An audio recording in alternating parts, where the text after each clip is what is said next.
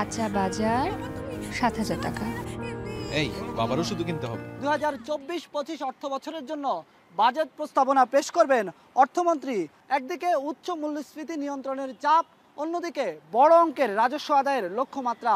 সব মিলিয়ে কতটা জনবান্ধব হতে যাচ্ছে আসন্ন বাজেট, তার জানান দিতেই অধীর আগ্রহে অপেক্ষা করছেন মহান এই জাতীয় সংসদ। যে উদ্যোগতি বাজার, এটা স্বস্তি নেই। আমরা চাই নিম্নমুখী বাজারটা হলে আমাদের গরিব মানুষের অনেক সুবিধা হয়। আমাদের প্রতিশ্রুতি বাস্তবায়ন করার জন্য গ্রামীণ অবকাঠামো উন্নয়নও কিন্তু প্রস্তাবিত বাজেটে যথেষ্ট গুরুত্ব দেওয়া হচ্ছে। বিভিন্ন খাতে যেখানে ব্যক্তিখাত বিনিয়োগ করতে চায় না, সেই জায়গায় সরকারকে সেটা পূরণ করতে হবে। 2024-25 অর্থ বছরের বাজেট ঘোষণা। আজ জাতীয় সংসদে প্রায় 8 লাখ কোটি টাকার প্রস্তাবিত বাজেট পেশ করবেন অর্থমন্ত্রী। মূল লক্ষ্য মূল্যস্ফীতি নিয়ন্ত্রণ ও রাজস্ব বাড়ানো। যদিও শিক্ষা ও স্বাস্থ্যে নজর দেওয়ার তাগিদ অর্থনীতিবিদদের। বাজেটের নানা দিক নিয়ে এখন সকালে থাকছে বিস্তারিত। আর পুরো আয়োজনে আপনাদের সঙ্গে আছি আমি শম্পা বিশ্বাস। টানা চতুর্থ মেয়াদে ক্ষমতায় আওয়ামী লীগ সরকারের বর্তমান সংসদের প্রথম বাজেট ঘোষণা হতে যাচ্ছে আজ। সব মিলিয়ে বাংলাদেশের 53তম এই বাজেটের আকার ধরা হতে পারে 7,97,000 কোটি টাকা। মূল্যস্ফীতি নিয়ন্ত্রণ ও রাজস্ব বাড়ানোকে মূল লক্ষ্য ধরে বাজেট বাস্তবায়নের দিকে এগোবে সরকার। তবে অর্থনীতিবিদরা বলছেন, উচ্চ মূল্যস্ফীতির এই বাজারে নিম্ন আয়ের মানুষকে স্বস্তি দিতে সামাজিক নিরাপত্তার আওতা বাড়াতে হবে, নজর দিতে হবে শিক্ষা ও স্বাস্থ্য খাতে। আরো জানাচ্ছেন বেলায়েত হোসেন। কাঁচা বাজার ৭,০০০ টাকা। এই বাবারও শুধু কিনতে হবে। মুদি সদাই ৩৫০০ টাকা। যাতায়াত ৩,০০০ টাকা।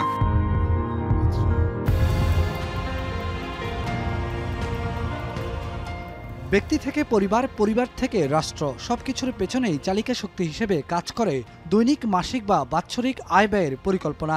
এই আয় ব্যয়ের পরিকল্পনাটাই মূলত বাজেট। এই যেমন সৈয়দপুর উপজেলার বাঙালিপাড়া ইউনিয়নের এই খেটে খাওয়া গ্রামীণ মানুষগুলো সারাদিনের পরিশ্রম শেষে গঞ্জের চায়ের দোকানে তাদের রোজকার গল্প আড্ডা। এখানে চায়ের কাপের সাথে দিনের আয় ব্যয়ের হিসাবটা কষতে তারা যতটুকু পারদর্শী, তার চেয়ে জাতীয় বাজেটের আলোচনা এলেই তারা ঠিক ততটাই অনাগ্রহী। বাজেট নিয়ে সাধারণ লোকের কি আর মাথা ব্যথা? বাজেট সরকার বাজেট করবে, সাধারণ জনগণ শুধু ভোগান্তি ভোগান্তি ভোগান্তি। অর্থনীতির এসব মারপ্যাচ তারা হয়তো বুঝেন না, তবে তারা চান বাজেট যেমনই হোক বাজারে নিত্যপণ্যের দামের লাগাম টেনে ধরতে হবে। তারা চান শিক্ষা ও স্বাস্থ্যের অধিকার, চান কৃষকের শ্রমে ঘামে উৎপাদিত ফসলের মূল্য।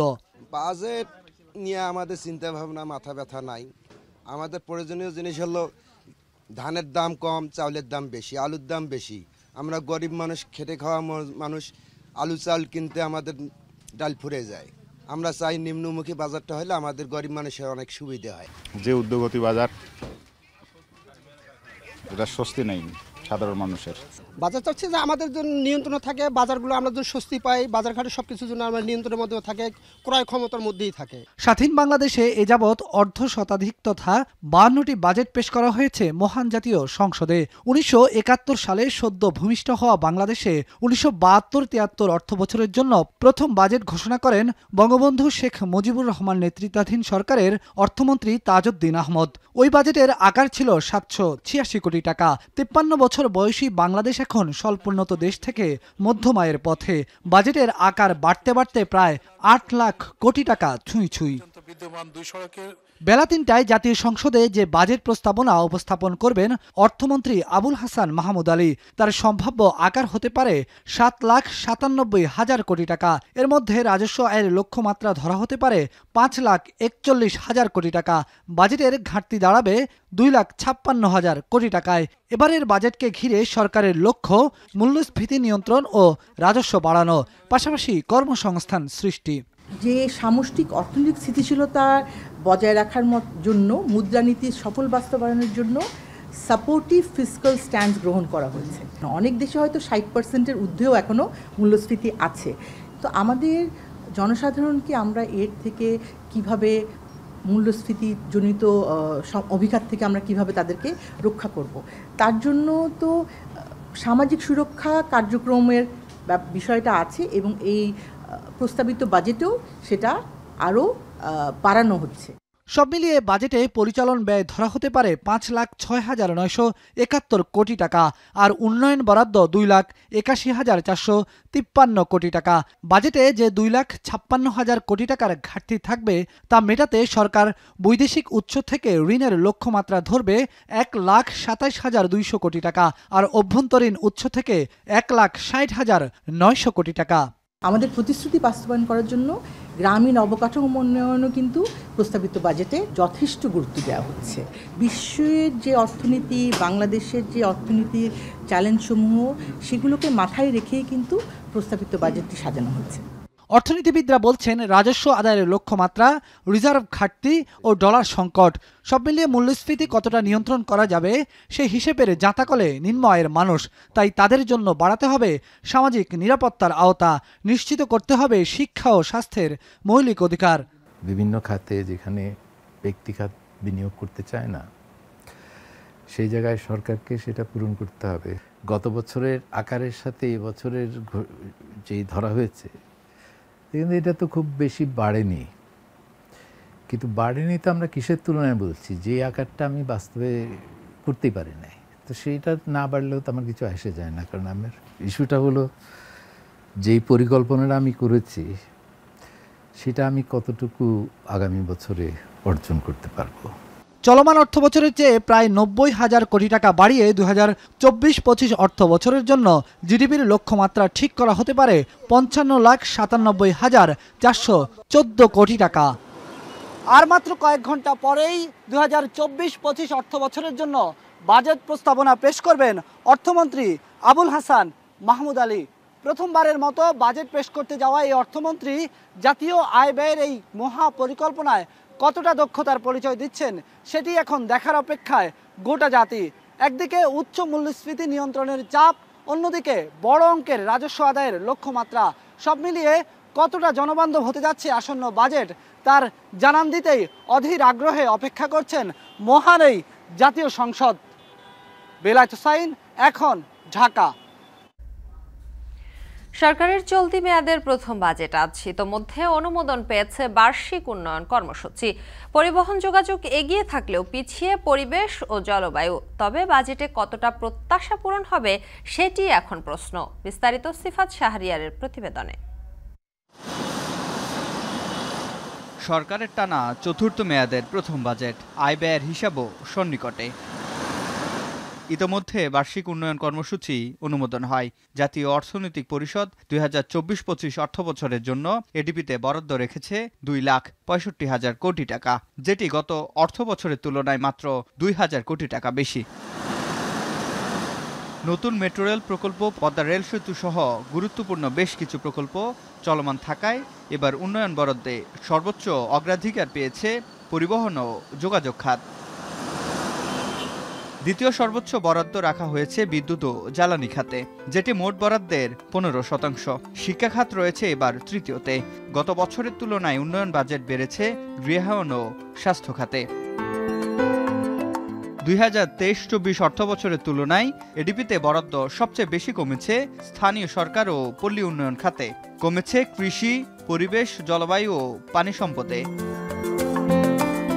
এবার মন্ত্রণালয় হিসেবে সবচেয়ে বেশি ১৫% বরাদ্দ মিলেছে স্থানীয় সরকার বিভাগে। দ্বিতীয় সর্বোচ্চ সড়ক পরিবহন ও মহাসড়ক বিভাগ পেয়েছে, পিছিয়ে রেলপথ, নৌপরিবহন ও পানি সম্পদ মন্ত্রণালয়।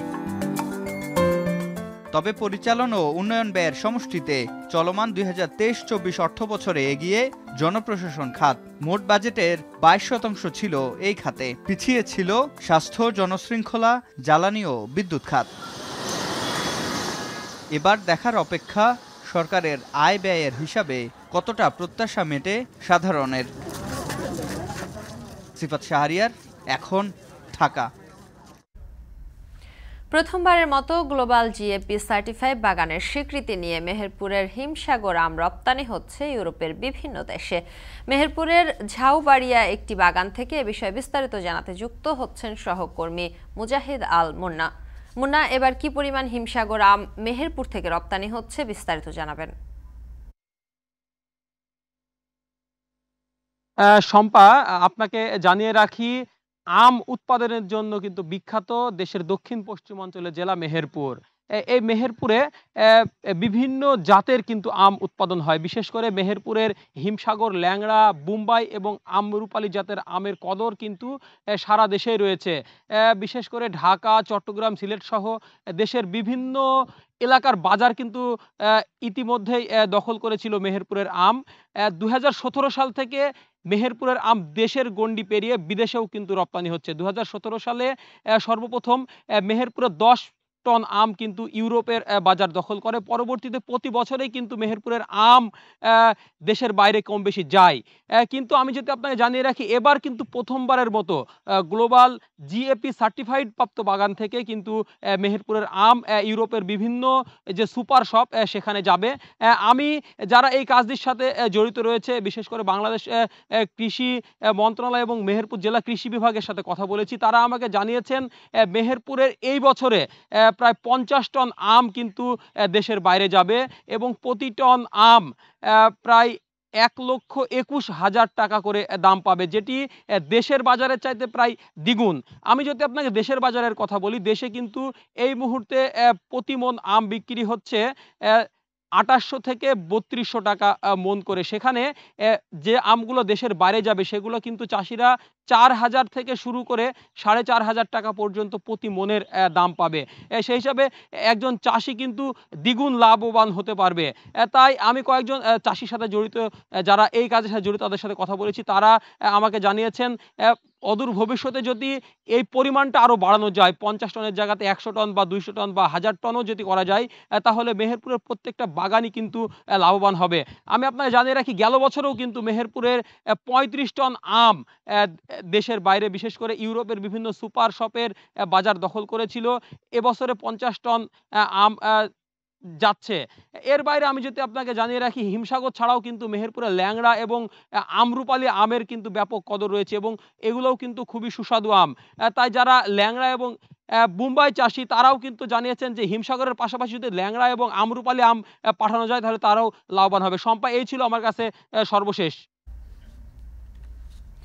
ইউরোপের বিভিন্ন দেশে মেহেরপুরের আম রপ্তানির খবর জানাচ্ছিলেন সহকর্মী মুজাহিদ আল মুন্না। খুলনায় সরবরাহ কমায় প্রায় সব ধরনের সবজির দাম বেড়েছে। এ বিষয়ে বিস্তারিত জানাতে নগরীর সোনাডাঙ্গা পাইকারি কাঁচা বাজার থেকে যুক্ত হচ্ছেন রামিম চৌধুরী। রামিম, সবজির সরবরাহ কমার কারণ কি এবং দরদাম সম্পর্কে জানাবেন। শম্পা, গত কয়েকদিন ধরে কিন্তু খুলনাতে বেশ চড়া দামে সবজি বিক্রি করা হচ্ছে। আজকেও কিন্তু সেই একই অবস্থা। আজকে প্রায় সব ধরনের সবজিতেই প্রতি কেজিতে প্রায় 5 থেকে 20 টাকা পর্যন্ত বাড়ানো হয়েছে। এরই মধ্যে কিন্তু বাজারের যে সরবরাহ সেটা কিন্তু অনেকটাই কমে এসেছে। আর এই সরবরাহ কমার কারণে কিন্তু দাম এমন বেড়েছে বলে এখানকার ব্যবসায়ীরা আমাদেরকে জানিয়েছেন। এখানে যে পণ্যগুলো রয়েছে বা যে সবজিগুলো রয়েছে, সেই সবজিগুলোর কিন্তু আসলে যে সরবরাহ রয়েছে সেটি কিন্তু এখানে পর্যাপ্ত নয়। এখানে যে ঢেঁড়সটি আপনি দেখছেন সেটি কিন্তু আজকে 30 থেকে 35 টাকা করে প্রতি কেজি বিক্রি করা হচ্ছে, যেটি ছিল 25 টাকা। এছাড়াও বেগুন আজকে বিক্রি করা হচ্ছে কিন্তু 40 টাকা করে, যেটি 30 টাকা করে বিক্রি করা হতো। এছাড়াও কিন্তু যে সাদা শাক রয়েছে, সাদা শাকগুলো কিন্তু আজকে 35 টাকা করে প্রতি কেজি বিক্রি করা হচ্ছে, যা কিন্তু আগে ছিল কিন্তু মাত্র 15 টাকা। এছাড়াও কাঁকরোল দেখতে পাচ্ছেন, সেই কাঁকরোল কিন্তু আজকে বিক্রি করা হচ্ছে 45 থেকে 50 টাকা পর্যন্ত প্রতি কেজিতে, যেটি কিন্তু এর আগেও 35 থেকে 40 টাকার মধ্যে কেজি বিক্রি করা হয়েছে। মোটামুটি বলা চলে যে সব ধরনের সবজিরই দাম কিন্তু বেড়েছে। এখানে ব্যবসায়ীরা যেটি বলছেন যে ঘূর্ণিঝড় রিমালের প্রভাবে কিন্তু এখানকার যে সবজি ক্ষেতগুলো থেকে সরবরাহ আসে সেই ক্ষেতগুলো ক্ষতিগ্রস্ত হয়েছিল, যার কারণে তারা প্রথমবারেই কিন্তু যে সবজি ক্ষেতগুলো ক্ষতিগ্রস্ত হয়েছিল সেগুলো কিন্তু তুলে ফেলেছে এবং তোলার কারণে সেই প্রথমবারে বাজারে যে সরবরাহ সেটি বেড়েছিল, কিন্তু আস্তে আস্তে যখন সবজি ক্ষেতগুলো ফাঁকা হতে শুরু করেছে তখন কিন্তু যে সবজির যে সরবরাহ সেটি কিন্তু একেবারেই কমে এসেছে এবং এই সময়টাতে কিন্তু সবজি সরবরাহ ভালো থাকার কথা ছিল, কিন্তু এখন কিন্তু সেই পরিস্থিতি নেই। তার ফলে কিন্তু এখন সবজির সরবরাহ কমার সাথে সাথে কিন্তু দামের বেশ ঊর্ধ্বগতি হয়েছে। তবে আর কিছুদিনের মধ্যেই কিন্তু আবারও নতুন সবজি বাজারে আসবে এবং সেই সবজি বাজারে আসার যে সময়সীমা সেটি কিন্তু আরও প্রায় এক সপ্তাহ থেকে 2 সপ্তাহ পরে কিন্তু নতুন সবজি উঠবে এবং সেই সময়টাতে উঠলে কিন্তু এখানকার যে দাম রয়েছে সেই দাম কিন্তু মোটামুটি নিয়ন্ত্রণে আসবে বলে এখানকার ব্যবসায়ীরা আমাদেরকে জানিয়েছেন। তবে ক্রেতাদের কিছুটা ক্ষোভ কিন্তু রয়েছে, কারণ এখানে যারা ক্রেতা, বেশিরভাগ ক্রেতাই কিন্তু খুচরা বিক্রেতা, এখান থেকে কিনে নিয়ে গিয়ে তারা কিন্তু বিক্রি করেন বিভিন্ন খুচরা বাজারে। তো সেই কারণে কিন্তু এখানকার যে দাম, সেই দামের উপর ভিত্তি করে কিন্তু এই অঞ্চলের বিভিন্ন খুচরা বাজারের দাম কিন্তু নির্ধারণ করা হয়ে থাকে। তবে এই অঞ্চলের যেসব এলাকা থেকে এখানে সবজি আসে সেই সব এলাকা থেকে কিন্তু এখন পর্যাপ্ত পরিমাণ সবজি আসছে না। তবে এই পর্যাপ্ত পরিমাণ সবজি যখনই আসা শুরু করবে তারপর থেকেই কিন্তু এখানের যে দাম, সেই দাম কিন্তু কমে আসবে এবং বাজার অনেকটাই নিয়ন্ত্রণে আসবে। তো শম্পা, এই ছিল আমার কাছে খুলনা থেকে সবজি বাজারের সর্বশেষ খবর। খুলনায় বেড়েছে সবজির দাম, সেই খবর জানাচ্ছিলেন সহকর্মী রামিম চৌধুরী। এদিকে মৌলভীবাজারেও বেড়েছে প্রায় সব ধরনের মাছের দাম। এ বিষয়ে বিস্তারিত জানাতে পশ্চিম বাজার থেকে যুক্ত হচ্ছেন সহকর্মী এম এ হামিদ। হামিদ, বাজারে মাছের সরবরাহ কেমন দেখছেন এবং সেই সাথে মাছের দরদাম সম্পর্কে জানাবেন।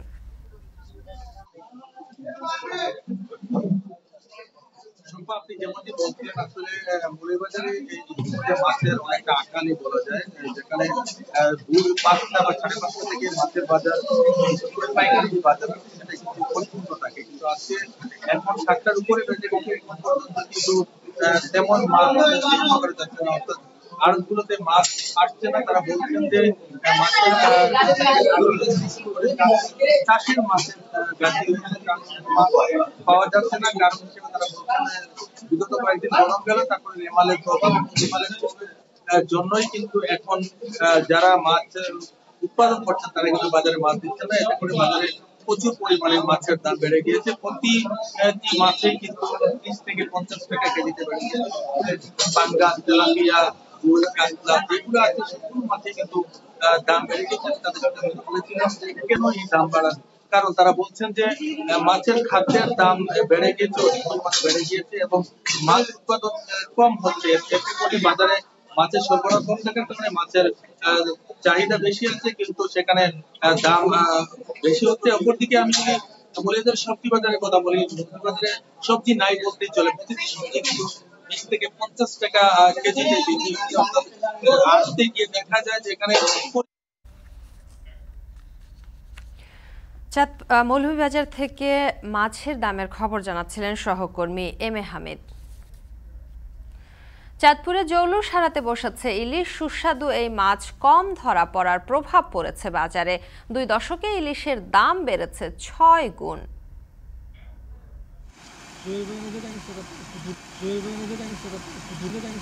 মাছই নেই, আগে মাছ পাইছিও বেশি, কম দরে বেশি। দুইটা ভাইয়া 10,000 টাকা বেচা লাভ কি? বাচ্চা কাচ্চা আছে, মা আছে, বাবা আছে, ভাই আছে, বোন আছে, করে দেনা বেনা করে খাবার লাগে আর কি। আমরা মাছের ব্যবসা করি, আমরাই তো মাছ কিনতে পারি। তখন একটা মাছই 300 টাকা পাওয়া যেত, কিন্তু এখন বর্তমানে 1 কেজি 300 টাকা বিক্রি করতে হয়। ইলিশের দামটা অনেক বেশি, এর চাইতে আর একটু কম হলে আমাদের জন্য সুবিধা হতো। এই যে তার যে টোটাল কস্ট, এই কস্টের উপরে নির্ভর করে তখন সে এই মাছের দামটা নেওয়ার চেষ্টা করে। এ নিয়ে প্রতিবেদন থাকছে কিছুক্ষণ পর। এখন সকালের এ পর্যায়ে নিচ্ছি ছোট্ট একটি বিরতি, ফিরছি একটু পর।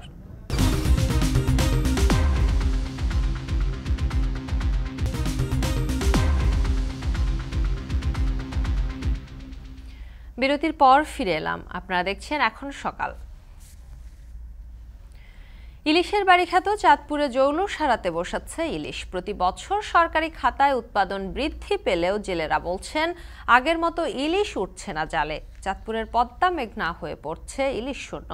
ইলিশের চাহিদা আর যোগানের বিপরীতে দাম ছুঁয়েছে আকাশ। তালহা জুবাইরের প্রতিবেদনে বিস্তারিত। কড়াইয়ের ফুটন্ত তেলে ভাজা হচ্ছে রূপালী ইলিশ, সাথে গরম ভাত, পেঁয়াজ ও শুকনো মরিচ ভাজা। এমন লোভনীয় খাবার উপেক্ষা করে সাধ্যকার। আর ইলিশ যদি হয় চাঁদপুরের, তাহলে তো সোনায় সোহাগা। ভাতের হোটেলের মালিক মোহাম্মদ শাহজাহান 50 বছর যাবৎ ব্যবসা করছেন চাঁদপুরের বড় স্টেশন মাঝঘাট এলাকায়। 2 দশক আগেও বড় সাইজের ভাজা ইলিশের এক টুকরো বিক্রি করতেন 40 থেকে 50 টাকায়। এখন তা খেতে গেলে গুনতে হয় 300 থেকে 350 টাকা। একই দামে আগে কেনা যেত আস্ত একটি ইলিশ মাছ। তখন একটা মাছই 300 টাকা পাওয়া যেত, কিন্তু এখন বর্তমানে 1 কেজি 300 টাকা বিক্রি করতে হয়, বুঝছেন। মাছের দাম অনেক বেশি, ইলিশের দামটা অনেক বেশি। এর চাইতে আর একটু কম হলে আমাদের জন্য সাধ্যের মধ্যে যারা আমরা এখানে চাঁদপুর বেড়াতে আসি তাদের জন্য অনেক সুবিধা হতো। চাঁদপুর সদর উপজেলার চান্দ্রা গ্রামের বাসিন্দা আবুল খায়ের রাডি। ষাটোর্ধ্ব এই জেলে সংসারের হাল ধরতে মাত্র 12 বছর বয়সে বাবার সাথে নদীতে নামেন মাছ শিকারে। প্রায় 50 বছরের জেলে জীবনে খুব কাছ থেকে দেখেছেন নদীর চিত্র। একসময় খরস্রোতা পদ্মা মেঘনা আজ যেন মৃতপ্রায়। মাছই নেই, আগে মাছ পাইছিও বেশি, কম দরে বেশি। দুইটা ভাইয়া 10,000 টাকা বেচা লাভ কি? আগে নদীর পারে মানুষ জাকি জাল দিয়া ইলিশ মাছ ধরছে, এখন ওই পরিমাণ ইলিশ মাছ নাই। বাচ্চা কাচ্চা আছে, মা আছে, বাবা আছে, ভাই আছে, বোন আছে, করে দেনা বেনা করে খাবার লাগে আর কি।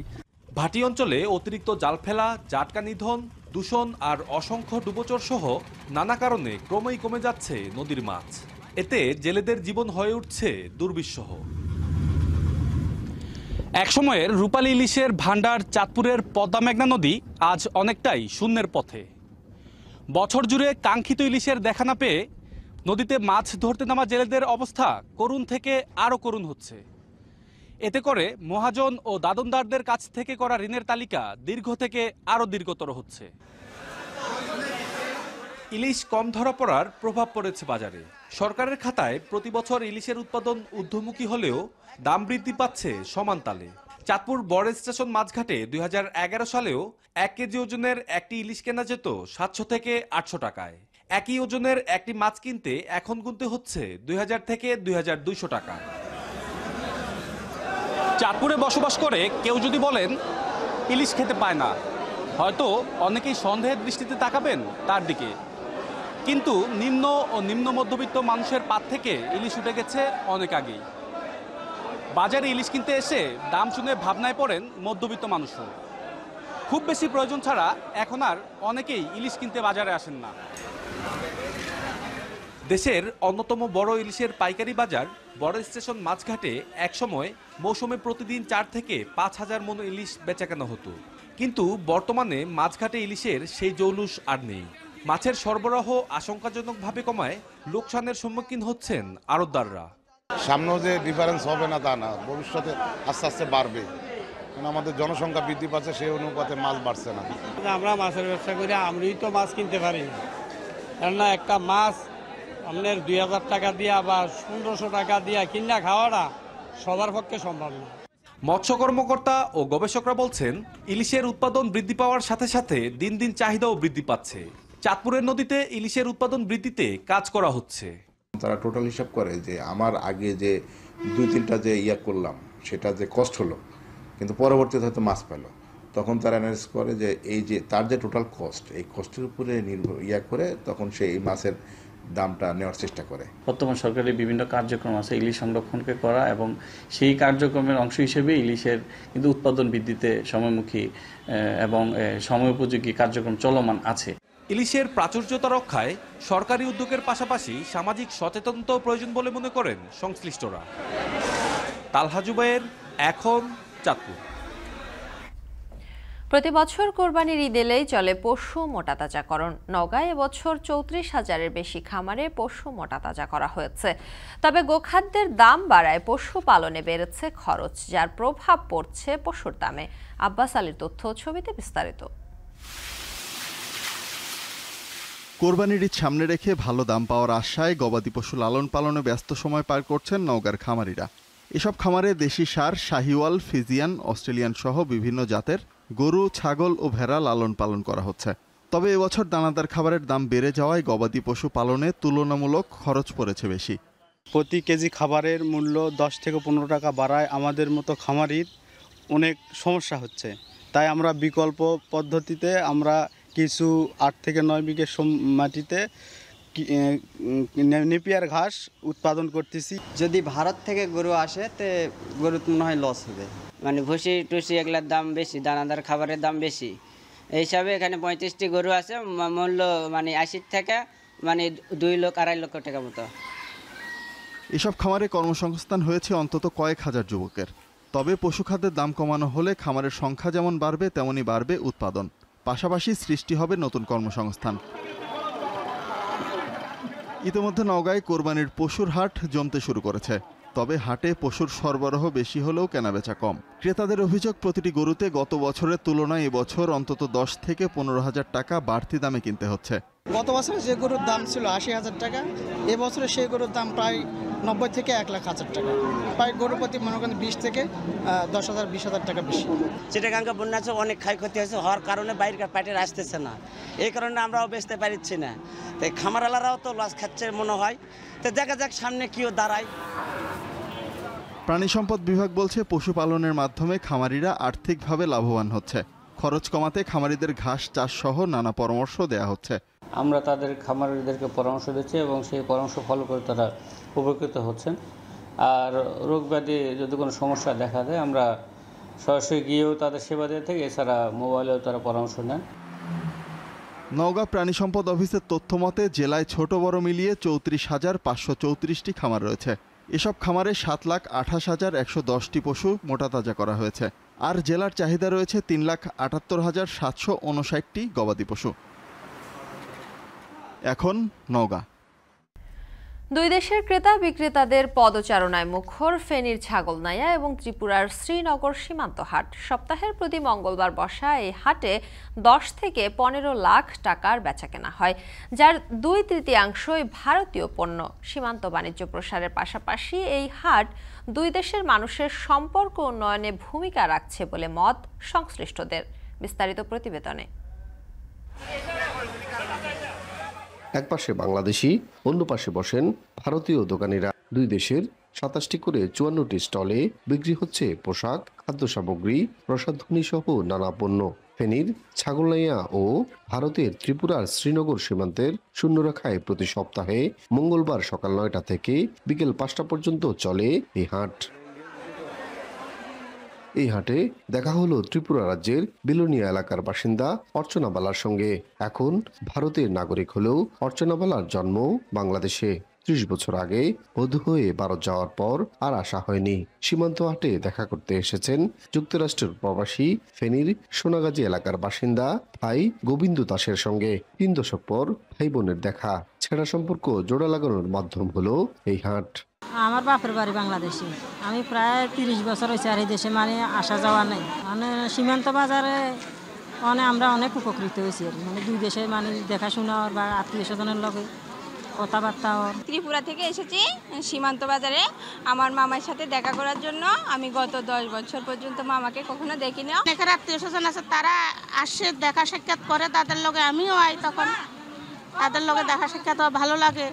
2013 সালে চালু হয় সীমান্ত হাটটি। করোনায় বন্ধ হওয়ার পর গেল বছরের মে মাসে কিছু নিয়ম পরিবর্তন করে পুনরায় হাট চালু করা হয়। বর্তমানে প্রতি হাটে 10 থেকে 15 লাখ টাকার পণ্য কেনাবেচা হয়। তবে বাংলাদেশি ব্যবসায়ীদের তুলনায় ভারতীয় দোকানগুলোতে বেচা বিক্রি হচ্ছে 2 থেকে 3 গুণ বেশি। মাছটা এখানে ভালো পাওয়া যায়, ইলিশ মাছ পাওয়া যায়, শিং মাছ পাওয়া যায়, সব জিনিসে নিতে হয় আর কি। বাজারে কিছু পণ্য আছে ভারতের যে আমাদের উপকার হয়, কম রেটে পাওয়া যায়, এবং কি বাংলাদেশের কিছু পণ্য আছে ওনারাই কম রেটে পায়। তাদের ভারতীয় প্রশাসন মন চাইলে হয়তো আমাদের মালামাল যাইতে দেয়, তাদের খেয়াল খুশির উপর পরিণত হয়েছে অনেকটা। আমাদের বাংলাদেশি কোনো মালামাল যাইতে দিল না, গেটে আটকে দিল। এই ধরনের পরিস্থিতিগুলো আমরা সাফার করতেছি।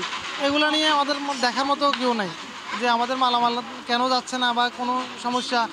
দুদেশের বাণিজ্য প্রসার ও সম্পর্ক উন্নয়নে ভূমিকা রাখলেও এই হাটটিকে ঘিরে রয়েছে চোরাচালানের অভিযোগ।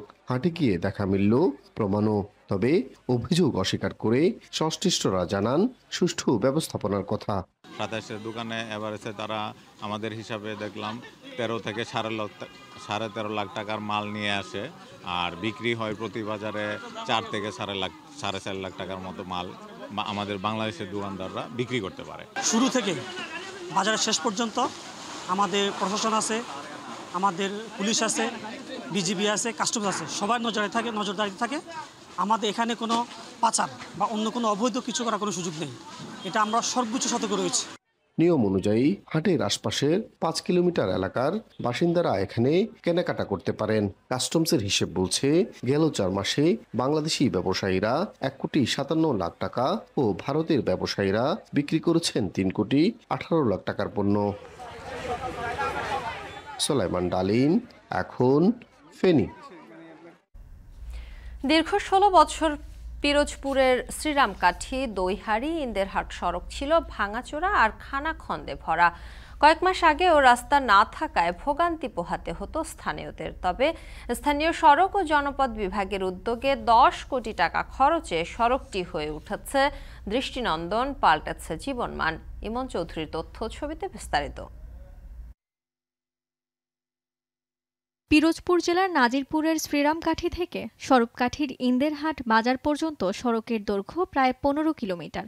তবে সড়কের কোথাও ভাঙাচোরা, খানাখন্দে ভরা, আবার কোথাও পিচ উঠে যাওয়ায় ভোগান্তির শিকার হয়েছেন দইহারি ইউনিয়নের লাখো মানুষ। তবে স্থানীয় সড়ক ও জনপথ বিভাগের উদ্যোগে সেই ভাঙাচোরা সড়কটি এখন দৃষ্টিনন্দন। আর নতুন সড়ক পেয়ে খুশি স্থানীয়রা। কাদা ছিল, রাস্তায় চলাচল করার খুব সমস্যা, এখন রোগীবর্তন নেওয়ায় খুবই ভালো। এই রাস্তা দিয়ে চলাচল করা অসম্ভব ছিল, এখন আমরা সুন্দরভাবে আমাদের ছেলে মেয়ে স্কুলে যাচ্ছে, আমরাও দৈনিক আসা যাওয়া করি। এখন রোগী টিকিট নেওয়া যায়, মনে করেন বরিশাল বা পিরোজপুর নেওয়া যায়। একসময় জেলা শহর কিংবা স্বরূপকাঠি উপজেলা শহরে যেতে সময় লাগতো 1.5 থেকে 2 ঘন্টা। তবে এখন লাগছে মাত্র 30 থেকে 40 মিনিট। আমাদের যে এত যাতায়াত ভালো হয়েছে, আমরা আগে শ্রীরামকাঠি যেতে আমাদের প্রায় 1 ঘন্টা লাগতো, এখন আমরা 20 মিনিটের ভিতরে আমরা জায়গায় পৌঁছাতে পারি। এখন যে পরিবেশের রাস্তাটা হয়েছে, আমরা গাড়ি গুড়ি চালাই ভালো থাকতে পারবো। খুবই ভালো হয়েছে, গাড়ি গুড়ি চালান যায়, আগে চালান যাইতো না, পোল্ট্রি খাইতো বা বাংসুর হইতো, যা হয়েছে মোটামুটি ভালোই হয়েছে, খুবই হাইপে রাস্তা হয়েছে। নতুন সড়ক নির্মাণ হওয়ায় 50% বেড়েছে পাশের জমির দাম। সেই সাথে ব্যবসা বাণিজ্যেও এসেছে গতি। গ্রামীণ অবকাঠামোতে লেগেছে উন্নয়নের ছোঁয়া। স্থানীয় জনপ্রতিনিধি বলছেন, এক সড়ক বদলে দিয়েছে লাখো মানুষের ভাগ্য। নতুন রাস্তা হওয়ায় কৃষিসহ গ্রামের পণ্য পরিবহন হয়েছে সহজলভ্য। এতে অর্থনৈতিক উন্নয়ন হয়েছে এই এলাকার। 70-80 হাজার টাকা কাটা হয়ে গেছে এই রাস্তাটা হওয়ার কারণে। আমরা খুব ভালো হয়ে গেছি, মোটামুটি রাস্তাটা হয় খুব উন্নতি হয়ে গেছে আমাকে এই এলাকা। এখন আমার কেনাবেচা খুবই ভালো হয় এবং এলাকার লোকজন মানে চলাফেরার জন্য খুবই ভালো। যে মানুষ খুব স্বাচ্ছন্দ্যে যোগাযোগ করতে পারে, কাঁচামাল গ্রাম থেকে যেটা বাজারে ওঠে সেটা খুব সহজেই গণকপাড়া থেকে ইন্দিরাহাটে পৌঁছতে পারে। এতে করে এই এলাকার গরিব জনগণ যারা কৃষক, তাদের চাষিদের অনেক উপকার হচ্ছে, যেটা আগে সম্ভব ছিল না শুধু রাস্তার কারণে। স্থানীয় সড়ক ও জনপথ বিভাগের কর্মকর্তারা বলছেন, সড়কটি নির্মাণে বেশ বেগ পেতে হয়েছে। সড়কের পাশ দিয়ে বয়ে চলা নদী ও খালের কারণে বেশ চ্যালেঞ্জিং ছিল নির্মাণ কাজ। তো আমাদের জন্য অনেকটা চ্যালেঞ্জিং ছিল রাস্তার অ্যালাইনমেন্টটাকে আবার যথাযথ জায়গা মতো করা। তো আমরা সেটা করতে পেরেছি। এবং আরেকটা বিশেষ চ্যালেঞ্জ ছিল, সেটা হলো রাস্তা যেহেতু 12 ফিট এবং নদীর পার ঘেঁষা রাস্তা, যার কারণে আমাদেরকে ড্রাম ট্রাকগুলো সাইডে পৌঁছিয়ে আবার ফেরত আনার জন্য পর্যাপ্ত টার্নিং পয়েন্ট ছিল না। এই সীমিত টার্নিং পয়েন্টের কারণে আমাদেরকে যথেষ্ট বেগ পেতে হয়েছে। আমরা দিন শেষে রাস্তাটি যথাযথভাবে মেরামত করতে পেরেছি। স্মার্ট বাংলাদেশ বিনির্মাণে সরকারের যে 4টি স্তম্ভ, তার মধ্যে গ্রামীণ অবকাঠামো উন্নয়ন অন্যতম। আর শ্রীরামকাঠি দইহারি ইন্দেরহাট সড়কটি নির্মাণে কয়েক মাসেই যেমন উন্নয়ন হয়েছে, তেমনি পাল্টেছে জীবনমান। এখন পিরোজপুর। এখন সকালের পর্যায়ে নিচ্ছি আরও একটি বিরতি, ফিরছি একটু পর।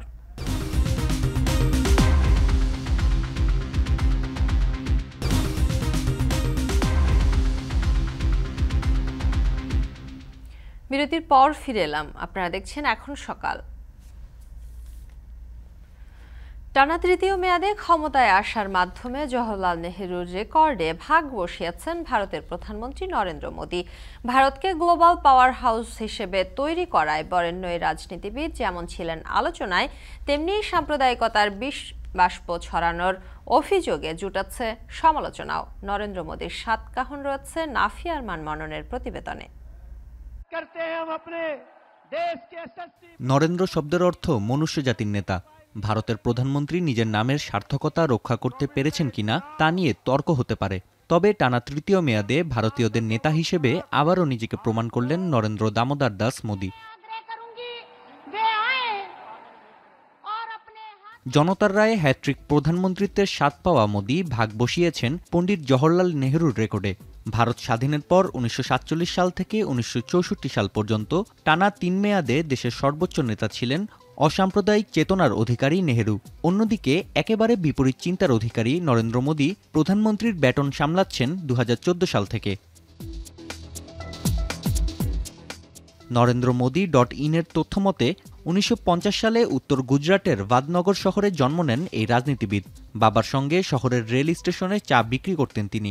22 বছর বয়সে শুরু হয় মোদীর রাজনৈতিক জীবন। হিন্দুত্ববাদী সংগঠন রাষ্ট্রীয় স্বয়ংসেবক সংস্থায় স্বেচ্ছাসেবক হিসেবে কাজ শুরু করেন তিনি। 1987 সালে যোগ দেন ভারতীয় জনতা পার্টি বিজেপিতে। রাজ্য স্তরে দলের সাংগঠনিক সম্পাদক হিসেবে দায়িত্ব পান তিনি।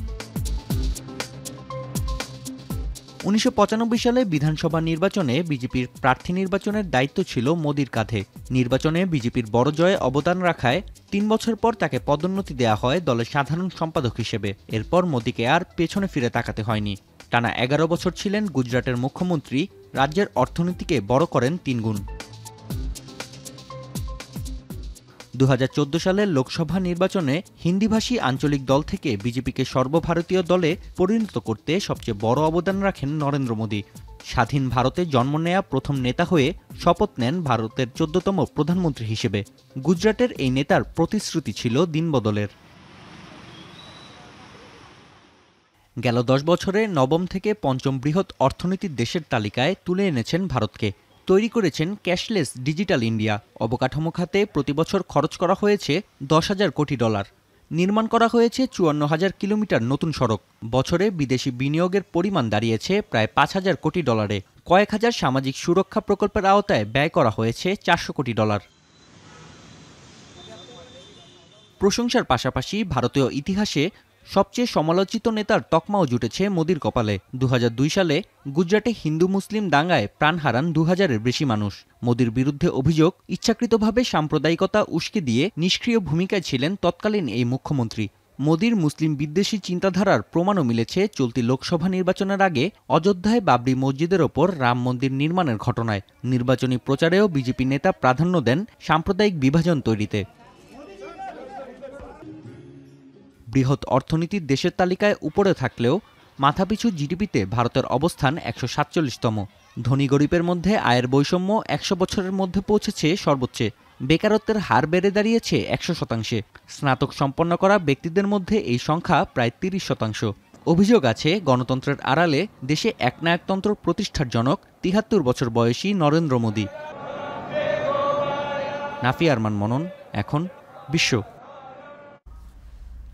এবারের লোকসভা নির্বাচনে অনেকটা মুখ থুবড়ে পড়েছে ভারতীয় জনতা পার্টি বিজেপির জনপ্রিয়তা। গেলবারের তুলনায় এবার 37% জনসমর্থন হারিয়েছে দলটি। নিরঙ্কুশ সংখ্যাগরিষ্ঠতা না পেয়ে জোট দলগুলোর সঙ্গে এক হয়ে সরকার গঠন করতে যাচ্ছে বিজেপি। এই 5 বছরে কেন এত বিপুল সংখ্যক জনসমর্থন হারিয়েছে মোদী সরকার, এমন প্রশ্নের উত্তর খুঁজাচ্ছেন জাহানারা ভূঁইয়া। ভারতের এবারের লোকসভা নির্বাচনে 543 আসনের মধ্যে ক্ষমতাসীন বিজেপির ভাগ্যে জুটেছে 240টি আসন, যেখানে সরকার গঠন করতে দরকার 272টি। নিরঙ্কুশ সংখ্যাগরিষ্ঠতা না পাওয়ায় শরিক দলগুলোর কাঁধে ভর করে সরকার গঠন করতে যাচ্ছে নরেন্দ্র মোদীর বিজেপি। তবে গেলবার লোকসভার নির্বাচনের ফলাফলের চিত্র ছিল ভিন্ন, যেখানে বিজেপির দখলেই ছিল 303টি আসন। তবে প্রশ্ন হলো, বিগত 10 বছর ক্ষমতায় থাকা গেরুয়া দলটি কেন ধরে রাখতে পারেনি নিজেদের জনপ্রিয়তা, কেনই বা একক সংখ্যাগরিষ্ঠতা হারাতে হয়েছে? এ নিয়ে বিশ্লেষণধর্মী প্রতিবেদন প্রকাশ করেছে আন্তর্জাতিক বার্তা সংস্থা AFP। সেখানে তুলে ধরা হয়েছে বিজেপির পতনের বেশ কয়েকটি কারণ। বিজেপির সমালোচকরা বলছেন, নরেন্দ্র মোদী হিন্দু সংখ্যাগরিষ্ঠদের সংঘবদ্ধ করতে মুসলিম বিরোধী প্রচারণা চালান। এমনকি তার নির্বাচনী প্রচারণায় হরহামেশাই তিনি বলে বেড়ান, মুসলিমরা ভারতে অনুপ্রবেশকারী। বিরোধী কংগ্রেস যদি ভারতে ক্ষমতায় আসে, তবে এদেশের সম্পদ মুসলিমদের নিয়ন্ত্রণে চলে যাবে। তবে এই কৌশলে হিন্দু ভোটারদের দলে টানতে ব্যর্থ হয়েছে বিজেপি। সেই সঙ্গে বিরোধীদের প্রতি সংখ্যালঘু সম্প্রদায়ের সমর্থনকেও করেছে শক্তিশালী। তাই তো 5 বছরে প্রায় 37% ভোট হারিয়েছে বিজেপি। এছাড়াও ভারতের বেশিরভাগ ভোটারের মূল উদ্বেগের বিষয় ছিল বেকারত্ব কমানো, যেখানে ব্যর্থ হয়েছে মোদী সরকার। বিজেপির বড় ঘাঁটি হিসেবে পরিচিত উত্তরপ্রদেশও তাদের হাত থেকে ছিটকে গেছে। 80টির মধ্যে বিজেপি পেয়েছে কেবল 33টি আসন। সবাইকে তাক লাগিয়ে ইন্ডিয়া জোট পেয়েছে 45টি আসন। এমনকি নিজ আসন বেনারসেও 1.5 লাখ ভোটের ব্যবধানে হাড্ডাহাড্ডি লড়াই করে জয় পেতে হয়েছে বিজেপি প্রধান নরেন্দ্র মোদীকে। অযোধ্যায় বাবরি মসজিদ ভেঙে রাম মন্দির নির্মাণের বিষয়টিকে মোদীর সফলতার ঝুড়িতে বড় অর্জন বলে মনে করা হলেও সেই অযোধ্যাতেই জয় পাননি বিজেপি প্রার্থী। টানা 2 বারের সাংসদ লাল্লু সিংকে হারিয়ে এই আসনে বিজয়ী হন সমাজবাদী পার্টির অবধেশ প্রসাদ। জাহানারা ভুঁইয়া, এখন বিশ্ব। এর সাথে শেষ করছি এখন সকাল। এখন টেলিভিশন ওয়েবসাইটে দেখতে ভিজিট করুন www.ekhon.tv। এছাড়া এখন টেলিভিশন ফেসবুকে দেখতে ভিজিট করুন facebook.com/tv.ekhon এবং ইউটিউবে এখন টেলিভিশন দেখতে ভিজিট করুন youtube.com/c/ekhon tv।